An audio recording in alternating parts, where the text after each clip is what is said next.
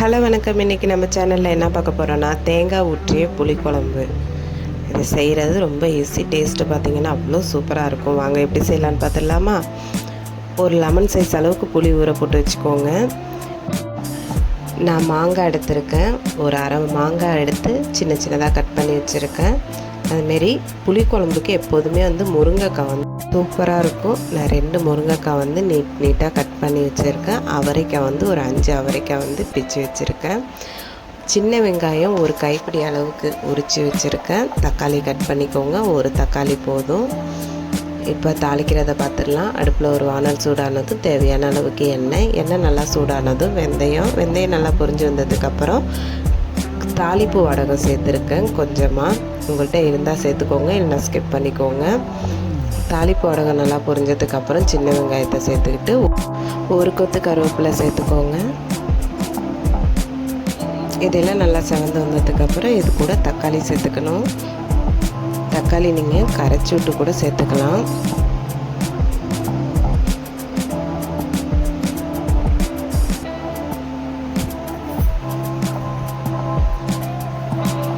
தக்காளி வெங்காயம் எல்லாம் நல்லா வதங்கி வரணும். வதங்கி வந்ததுக்கப்புறம் நம்ம ஊற வச்சுருந்த புளியை நல்லா கரைச்சிட்டு தாளிப்பு கூட சேர்த்துக்கணும்.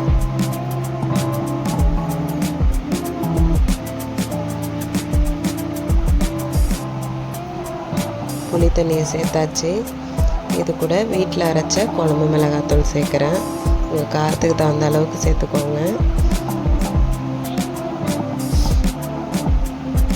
குழம்புக்கு தேவையான அளவுக்கு உப்பு நல்லா கரைச்சி விட்டுக்கோங்க.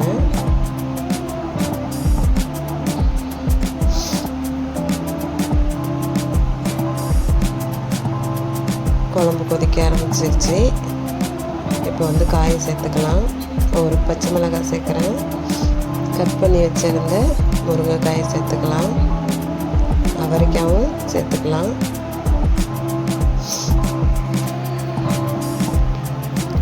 மாங்காவை நம்ம இப்போ சேர்க்கக்கூடாது. ஓரளவு நல்லா குழம்பு கொதித்து வந்ததுக்கப்புறம் தான் நம்ம மாங்காவை சேர்க்கணும். மாங்காய் காயாக இருந்ததுன்னா நீங்கள் ஃபஸ்ட்லேயே சேர்த்துக்கோங்க. கொஞ்சம் பழமாக இருந்தால் லாஸ்ட்டில் 2-3 கொதிக்கு முன்னாடி தான் சேர்க்கணும். குழம்பு ஓரளவு நல்லா கொதிச்சிடுச்சு. இப்போ மாங்காவை சேர்த்துக்கலாம். இப்போது ஒரு மூடி அளவுக்கு தேங்காவை சின்ன சின்னதாக கீணிட்டு மிக்ஸி ஜாரில் நல்லா அடிச்சுட்டு எடுத்து வச்சுக்கணும். நான் ஒரு 1/4 ஸ்பூன் அளவுக்கு நாட்டு சர்க்கரை சேர்க்குறேன். நீங்கள் வெல்லம் இருந்தால் கூட சேர்த்துக்கலாம். இப்போ தேங்காவை சேர்த்துடலாம்.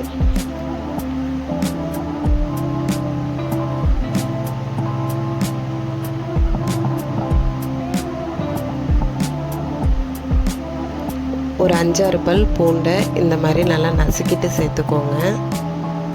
பூண்டு எப்போதும் நம்ம நசுக்கிட்டு சேர்த்தோன்னா நல்ல குழம்பு நல்ல வாசமாக இருக்கும். அது முருங்கைக்காய் போட்ட குழம்புக்கெலாம் சொல்லவே வேணாம். டேஸ்ட் அப்படி இருக்கும். வாசமும் ஆளையே தூக்கும், அந்தளவுக்கு இருக்கும்.